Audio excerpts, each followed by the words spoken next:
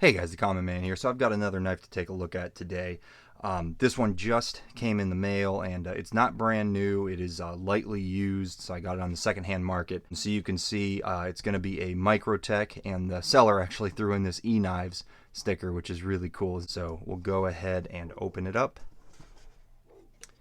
I love Microtech's packaging. I think they do a really nice job with their packaging.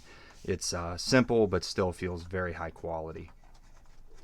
So just get all the paperwork out of the way. Sorry, you can hear my dog barking in the background. And there we go. So obviously what we got here, and it's in the title of the video if you haven't figured it out yet, the Microtech Stitch. And this is a very cool version. This actually has the frag pattern with the G10. You can see it's a tan G10. And it's got the satin hardware, which is interesting. I do kind of wish it was all black hardware, but that's alright. It's got the satin blade, so it all matches.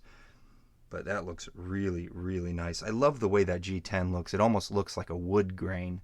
Lots of hardware. That's something that I really didn't care for about these at first, before I really got them in hand, is all of the hardware. But man, it gives it such a cool industrial kind of look. It looks like a real machine that's meant to put in some work, and that was something that I really loved about my Microtech MSI. It just has a serious machinery kind of look to it, and I really love it. And I'm telling you what, that lock feels like it's industrial strength. And this guy is operating on the same system. It is Microtech's Ram Lok, and you can see it's kind of similar to, I think of it a lot like Spyderco's ball bearing lock, except instead of using a ball bearing, it's using just a big chunk of steel here, which kind of rams into place. Also similar to like Benchmade's Axis lock or the crossbar lock, but you can see it is using a spring, like a coil spring, instead of Omega springs. So you know this thing's going to be good and sturdy and should not wear out or break over time. But we'll go ahead and open this guy up. And that's a very interesting, I'll do that again. Kind of a soft deployment, but man, this thing is a beast. It is huge. Let's go ahead and take a look at it next to the MSI, which is also a pretty big knife. It's going to be hard because I got the camera at an angle. But lengthwise, the MSI actually is a little bit longer. Like I said, it's kind of hard to tell with the camera angle, but it is a little bit longer. But this guy this feels bigger, I think. And I think it's because of the profile of that blade. But one thing that I really liked about this that drew me to it is how fine that tip is, because that was kind of a drawback with this guy. You know, it's pretty good for EDC tasks, but that's a big chunky tip there. So I was kind of thinking with this knife here, this might be a little bit nicer for some of those like puncture and draw cuts, some of those you know, poking type cuts that you need to do that I find I often have to do with EDC tasks. But yeah, that was one of the reasons that really made me want to take a look at that. And then obviously because of the Ram Lok. I just love the Ram Lok so much. But yeah, so far this thing feels really good in hand. It feels big, that's for sure.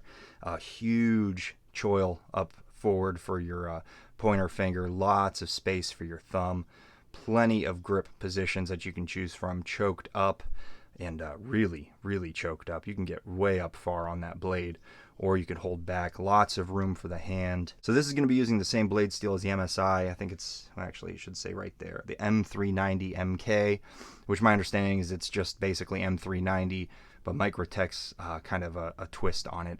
Most of the research that I've done pretty much showed that it performs just the same as M390, and I believe their heat treating should be pretty good. But like I said, its performance is pretty much like M390, which holds an excellent edge. It's a very good premium steel. Blade finish is really nice. It's kind of interesting. You can actually see it's almost got kind of like a belt satin kind of showing through, but ultimately it's like a tumbled finish. I think that looks really good, and it's got multiple kind of edges or angles on there, and it's all pretty much, no, actually you can see this is tumbled here, and then this has a kind of a belt satin finish that goes parallel with the blade. So that's interesting.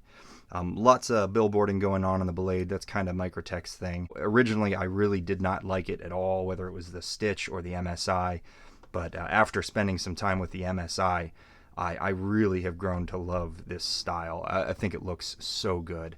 And then let's go back to that action, because well, let's see.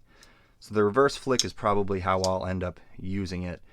And detent is definitely kind of soft. So you really got to be intentional. You can see I'm actually failing it.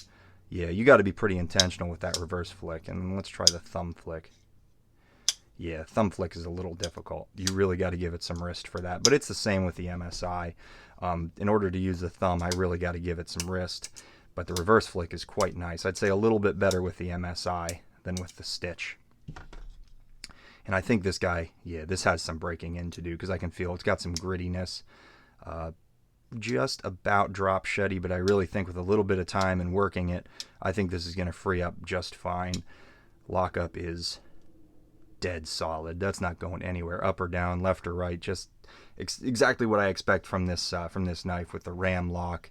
Just a really, really robust user. Heavy, hard use knife. This thing is, I'm really excited to put this to use. I really think this thing's going to take a beating and just keep on going. Yeah, it's a beast, and that G10 feels so good. It definitely feels a little bit better than the polymer. Polymer does not feel bad, but it's still got that kind of plasticky feel. Whereas this really does have a nice, kind of solid feel. You can hear it. It doesn't sound plasticky. It's got kind of a similar noise, but it definitely feels better and sounds better when you tap on it. A little bit more solid. And you can see this actually has, yeah, just kind of like nested liner kind of cartridges, where the majority of these scales are just solid chunks of G10. And like I said, it just feels extremely solid. Reversible pocket clip, which is what I expect, and I love the fact that they put this filler tab in there. That looks so good. And then you do get a lanyard hole if you want it. It's not the deepest carrying knife, but this is a very small amount that's going to be sticking out of your pocket, so that's totally fine. But yeah, overall, guys, this looks really good. Big titanium backspacer. That looks really, really great. Yeah, anyway, guys, I mean, I'm really excited about this. I'll definitely give a long-term review as I carry it more. I do think this thing's going to be carried quite a bit, and I'm really excited to put it to use. So, like I said, I'll definitely be uploading a full review in the future, and keep an eye out for the full review on the MSI as well. That's coming very soon. Thank you so much for watching. Leave a like if you liked the video. If you have any thoughts on this knife, let me know.